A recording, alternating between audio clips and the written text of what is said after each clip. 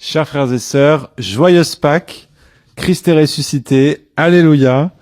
Nous sommes très heureux, les frères de Rimont, de passer ce temps avec vous ce matin, afin de vraiment pouvoir célébrer la résurrection du Seigneur qui vient nous sauver. Aujourd'hui, nous avons peut-être l'esprit un petit peu étourdi par ce triduum qui est derrière nous. Nous sommes peut-être un peu fatigués, mais au cours de la messe, nous aurons des grands personnages à nos côtés, comme Sainte Marie-Madeleine, Saint Simon-Pierre, Saint Jean. Eh bien, en méditant cet évangile que nous allons lire, nous pouvons laisser ces témoins venir nous montrer ce qu'ils ont vu, ce qu'ils ont entendu, ce qu'ils ont vécu au cours de ce moment exceptionnel. Laissons-nous transporter par leur témoignage, par leur modèle, par la réponse aussi qu'ils ont apportée au Christ vivant, et que cet évangile et puis l'épisode de la résurrection soit pour nous vraiment un moment de renouvellement et de renaissance. Confions tout cela à la Vierge Marie. Je vous salue Marie, pleine de grâce, le Seigneur est avec vous. Vous êtes bénie entre toutes les femmes, et Jésus, le fruit de vos entrailles, est béni. Sainte Marie, Mère de Dieu, priez pour nous pauvres pécheurs, maintenant et à l'heure de notre mort. Amen. Évangile de Jésus-Christ selon saint Jean, au chapitre 20, versets 1 à 9. Le premier jour de la semaine, Marie-Madeleine se rend au tombeau de grand matin. C'était encore les ténèbres. Elle aperçoit que la pierre a été enlevée du tombeau. Elle court donc trouver Simon-Pierre et l'autre disciple, celui que Jésus aimait, et elle leur dit : « On a enlevé le Seigneur de son tombeau, et nous ne savons pas où on l'a déposé. » Pierre partit donc avec l'autre disciple pour se rendre au tombeau. Ils couraient tous les deux ensemble, mais l'autre disciple courut plus vite que Pierre et arriva le premier au tombeau. En se penchant, il aperçoit que les linges sont posés à plat. Cependant, il n'entre pas. Simon-Pierre, qui le suivait, arrive à son tour. Il entre dans le tombeau. Il aperçoit les linges posés à plat, ainsi que le suaire qui avait entouré la tête de Jésus, non pas posé avec les linges, mais roulé à part à sa place. C'est alors qu'entra l'autre disciple, lui qui était arrivé le premier au tombeau. Il vit et il crut. Jusque-là, en effet, les disciples n'avaient pas compris que selon l'Écriture, il fallait que Jésus ressuscite d'entre les morts. Alléluia, acclamons la parole du Seigneur. Cet évangile que nous recevons ce matin, que l'Église nous propose, nous met dans la foi des disciples, du disciple bien-aimé et de Pierre, qui court au tombeau après avoir entendu la parole, le témoignage de Marie-Madeleine, qui témoigne justement, en fait, n'avoir pas vu Jésus au tombeau. Parce qu'elle dit, on a enlevé le Seigneur de son tombeau et nous ne savons pas où on l'a déposé. Alors, sur cette parole, les apôtres courent au tombeau, ils vont voir. Mais qu'est-ce qu'ils vont trouver? Mais le texte ne dit pas ce qu'ils vont voir, ils arrivent. Et en fait, quand le disciple qui entre après Pierre, il voit les choses comme les femmes avaient dit, la Marie-Madeleine avait dit, il vit et il crut. Et là, il y a une précision dans cet évangile qui nous dit, jusque-là, en effet, les disciples n'avaient pas compris que selon l'Écriture, il fallait que Jésus ressuscite d'entre les morts.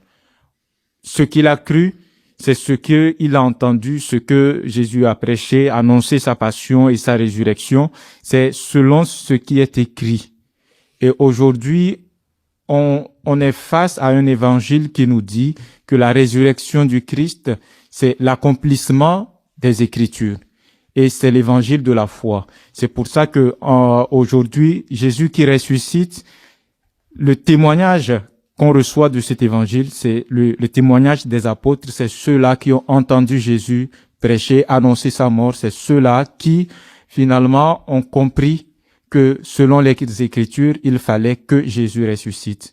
Alors les Écritures s'accomplissent en Jésus et c'est la résurrection que nous fêtons aujourd'hui, mais c'est aussi l'accomplissement des Écritures. Merci frère.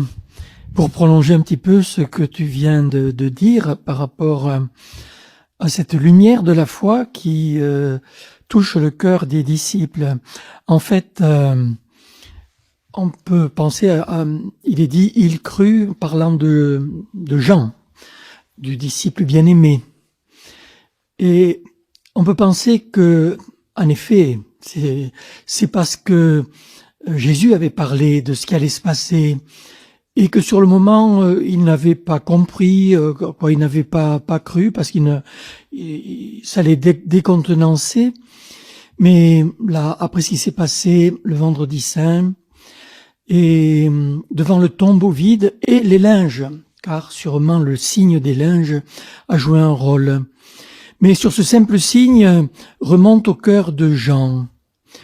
Donc ces paroles de Jésus.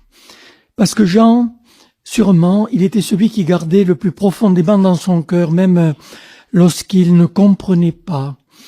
Il gardait dans son cœur ces paroles. Elles étaient prêtes donc à s'éclairer. Et c'est ce qui se passe au moment où il entre dans le tombeau et où il voit les linges. Ces paroles de Jésus qu'il avait reçues, qu'il n'avait pas comprises sur le moment, voilà qu'elles s'éclairent. Il les avait reçues en sachant que Jésus ne parlait pas pour rien. Il les avait reçues déjà avec foi. Voilà, nous sommes invités, nous aussi, à accueillir la parole au-delà de ce que nous en comprenons sur le moment, parce que Jésus nous apporte par la suite les lumières dont nous avons besoin. Merci beaucoup, frère. C'est frappant tout ce que vous venez de dire. Moi, je voulais souligner 2 points qui m'ont frappé aussi. Dès le début de cet évangile, on est mis dans un contexte de ténèbres. C'est encore la nuit. Marie-Madeleine se rend au tombeau de grand matin. C'était encore les ténèbres.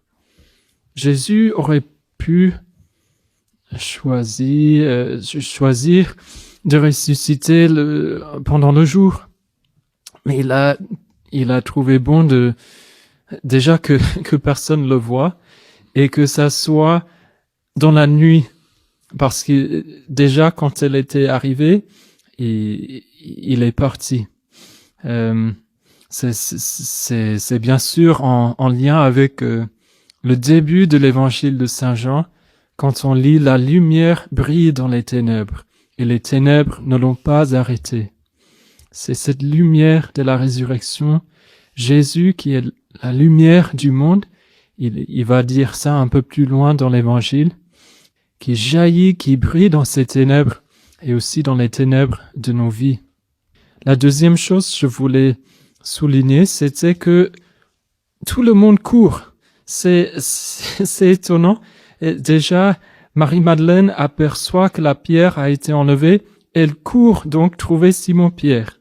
Et après, eux, à leur tour, ils courent voir le tombeau. Donc, peut-être on n'apprécie pas assez souvent cette atmosphère de hâte, d'intensité.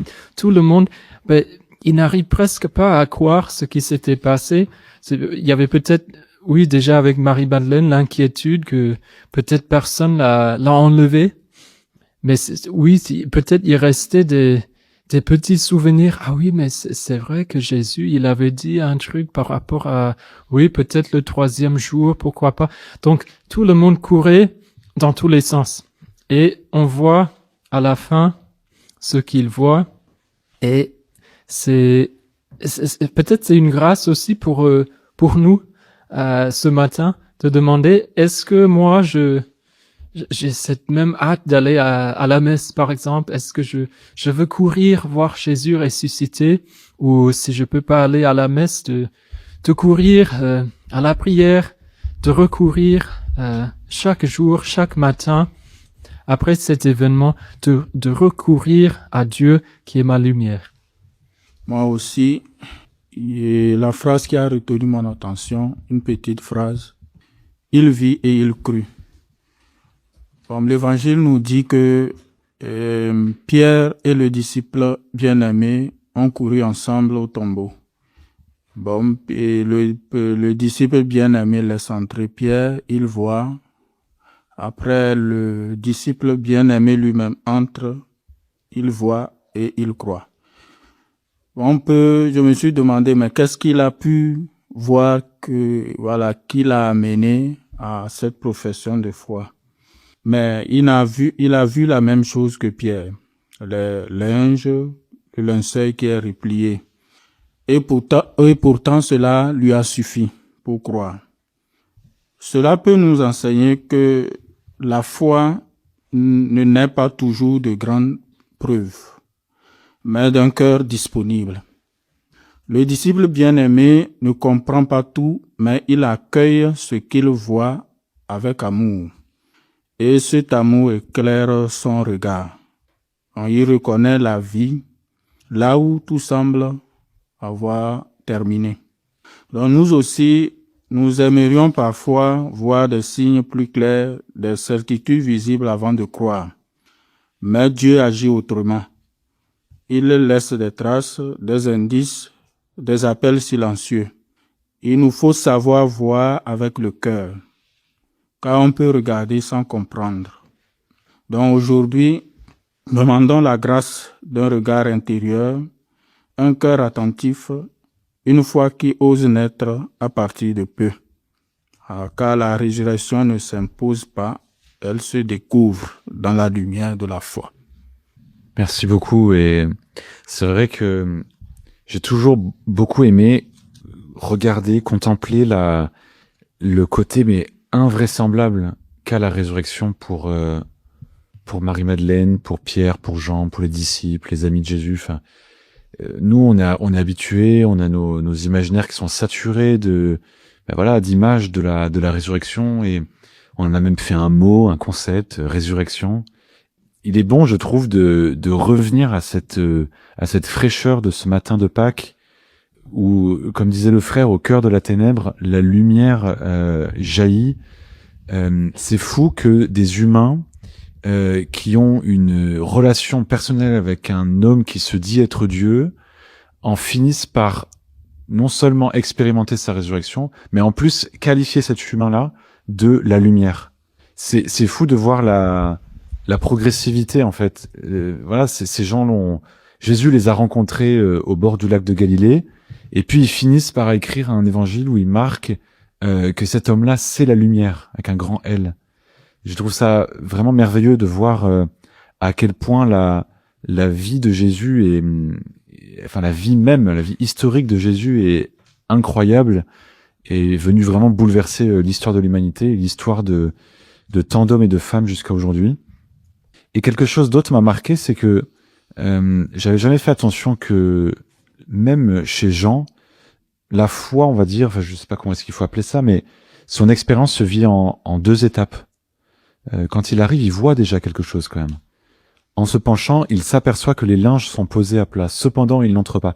Alors j'avais beaucoup vu et insisté sur le fait que il voit mais il rentre pas, il laisse Pierre rentrer. On peut y voir plein de choses, mais j'avais pas bien saisi qu'en fait il y a quand même il voit d'abord quelque chose. Il y a comme une guérison, un acte de foi qui vient en 2 étapes. Ça me rappelle le récit de la guérison de l'aveugle Bartimée, je crois, où d'abord Jésus le guérit, puis après il dit qu'est-ce que tu vois? Et l'aveugle répond, je vois les hommes comme des arbres qui marchent. Et ensuite Jésus fait la mise à jour de la guérison, et la guérison est complète, et il finit par voir. Et je sais pas, je suis un peu frappé, que chez le disciple bien-aimé, dans son cœur, ça se vit aussi en 2 fois. Peut-être pour souligner la place du cheminement dans notre vie, et en même temps ce cheminement il se fait à travers de vrais actes de foi, de vrais événements, de vrais épisodes. Bon, j'ai pas plus d'explications, mais en tout cas c'est aussi pour montrer que c'est important de lire les Écritures et de se nourrir de ces histoires qui en fait sont vraiment riches et très signifiantes pour nous. Je vais revenir un peu sur ce que tout le monde disait, sur la course là de Pierre et de Jean. Alors il y a Saint Jean Scott Érigène là, qui explique un truc qui me paraît pas mal. Pierre entre cependant le premier dans le tombeau. Jean le suit. Tous deux courent, tous deux entrent.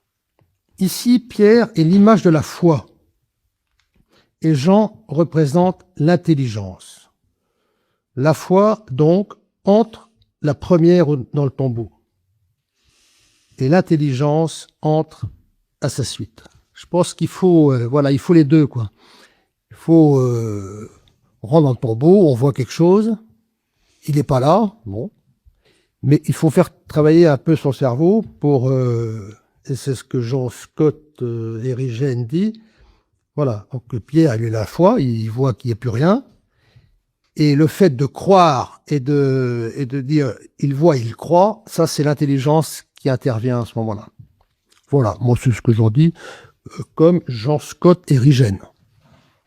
Merci de souligner que l'autre disciple qui arrive à une intelligence de la foi.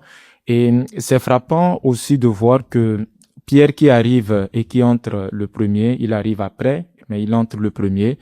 Et le texte ne dit pas est-ce que Pierre a cru. Et ça m'a frappé ça. On sait que Pierre c'est il a la prééminence, c'est le responsable, le chef des apôtres. Des 12, comme Jésus a dit, tu es Pierre sur cette pierre. Bon, c'était dans l'évangile de Saint Matthieu, mais quand même, c'est frappant de voir qu'il arrive, l'autre disciple, et dont le nom n'est pas dit, mais c'est dit que l'autre, celui que Jésus aimait, et il arrive, il attend que Pierre vienne après, qu'il entre, mais ce n'est pas dit que Pierre il a cru, il n'a pas cru. Le texte s'arrête. Les disciples n'avaient pas compris que selon l'Écriture, il fallait que Jésus ressuscite d'entre les morts. Et voilà, c'est ça qui est intéressant de voir. C'est quand même le disciple bien-aimé qui a compris quelque chose. Il vit et il crut. Comme le soulignait notre frère, arrivé, il s'est penché. Il n'entre pas. Il voit que le linceul était resté là et il entre. Quand après Pierre, il voit le linceul, il voit aussi que ça a été roulé, non pas posé avec les linges, mais roulé à part, à sa place. Et ça, ce détail aussi dit quelque chose de son intelligence à comprendre. On reprend les récits de la Passion. On se rappelle que les chefs des prêtres ou les pharisiens avaient demandé à Pilate que le tombeau soit gardé, de peur que les disciples ne viennent pas voler le corps et dire après qu'il est ressuscité et autres. C'est intéressant de voir que de grand matin, quand Marie-Madeleine arrive, la pierre est roulée. D'où, quand ils arrivent, le linceul était roulé, posé à part, bien rangé en quelque sorte, autrement dit. Et là, ça met en même temps en faux l'hypothèse des chefs des prêtres comme quoi les disciples auraient pu voler le corps. Parce que quelqu'un qui vient voler le corps n'aurait pas eu le temps de rouler, de dérouler le linceul, de le ranger, de plier, de le garder, en sachant que le tombeau était gardé. Et c'est quand même quelque chose qui est touchant de voir que le disciple bien-aimé, quand il arrive, quand il voit ça, il croit. Et ça, je pense que ça montre quelque chose de son intelligence. Déjà qu'il se reconnaît ou que Jésus, il est le disciple bien-aimé, celui que Jésus aimait. Et cet amour-là, il l'a reçu aussi dans son intelligence. Et son intelligence, elle se déploie à travers ce qu'il voit et sa capacité à comprendre tout de suite. Et je pense que c'est quelque chose, c'est une grâce de Pâques qu'on peut demander aujourd'hui de pouvoir approcher le mystère que Dieu nous révèle dans sa parole à travers les évangiles que nous écoutons. Oui, effectivement, c'est quelque chose qui nous saute aux yeux souvent.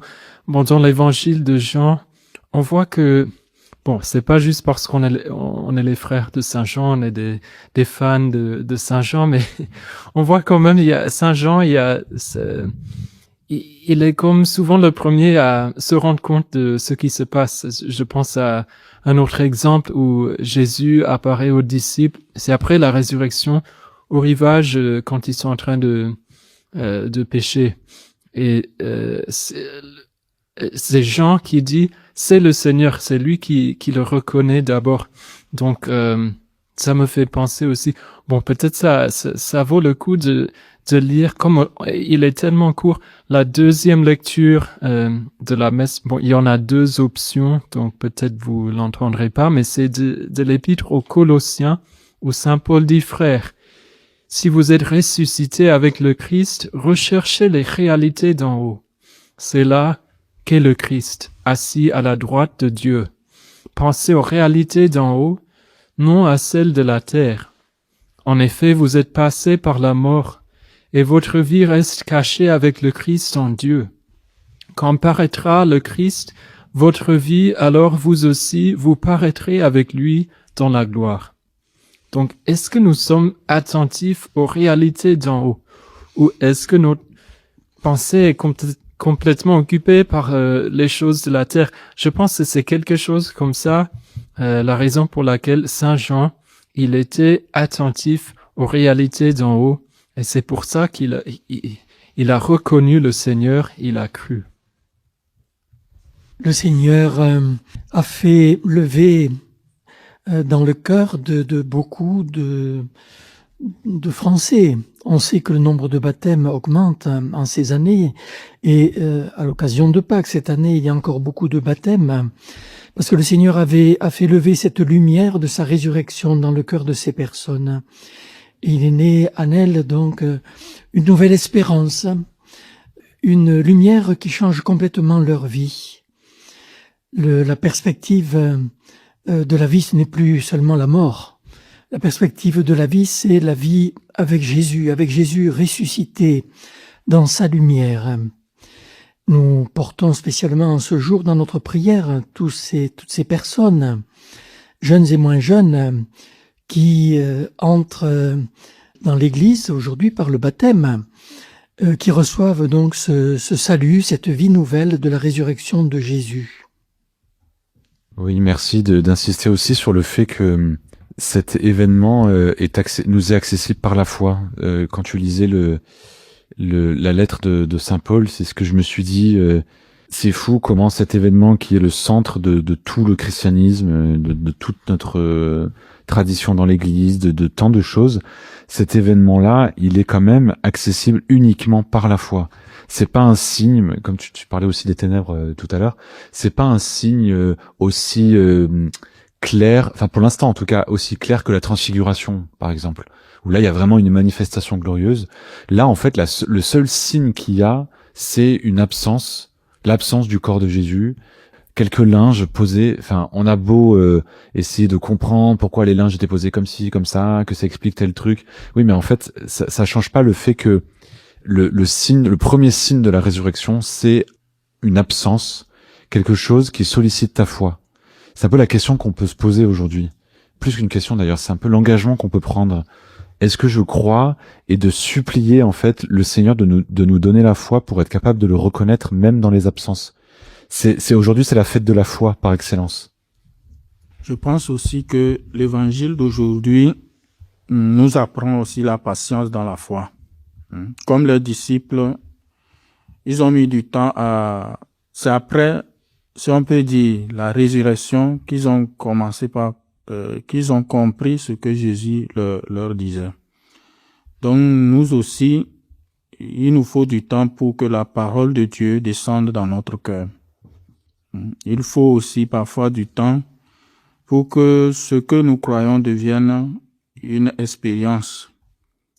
Il faut aussi du temps pour reconnaître que Dieu agit même quand tout semble obscur dans nos vies. Donc les disciples bien-aimés ont cru avant de tout comprendre. Je pense que c'est aussi le chemin que Jésus nous propose.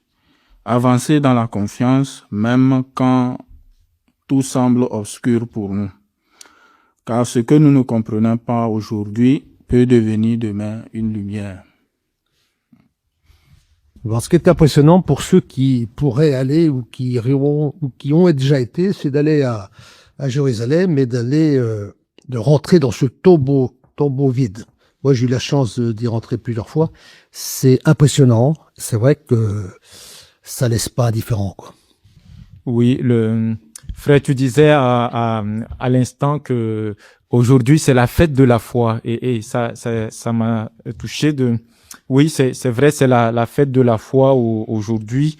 Et nous savons que la foi, elle est une lumière que Dieu nous donne pour nous éclairer. Mais j'ai trouvé quand même intéressant le texte, un passage dans les Actes des Apôtres, dans la première lecture tirée des Actes des Apôtres, où Saint Pierre, dont il était question, qui prend la parole chez le centurion de l'armée romaine et en fait qui déclare, qui professe sa foi.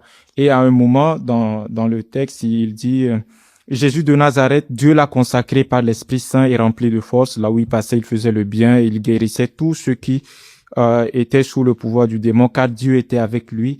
Et nous, les apôtres, nous sommes témoins de tout ce qu'il a fait dans le pays des Juifs et de Jérusalem. Et je trouve intéressant que Pierre professe comme ça, nous sommes témoins. Et il le fait au nom des apôtres. Il dit nous, les apôtres. Et donc, c'est quelque part aussi le témoignage des apôtres qui nous a été transmis. C'est leur vie, ce qu'ils ont vécu avec le Christ, ce qu'ils ont vu, ce qu'il leur a enseigné, qu'ils ont entendu. Et Saint Jean le dira dans sa première lettre, ce que nous avons vu, nous avons touché, nous vous l'annonçons. Et la foi, nous la recevons aussi de la tradition des apôtres. Et ça, c'est important de voir. La foi, elle est une lumière, mais nous l'avons reçue aussi parce qu'elle nous a été communiquée par les apôtres. Nous la partageons dans la foi des apôtres.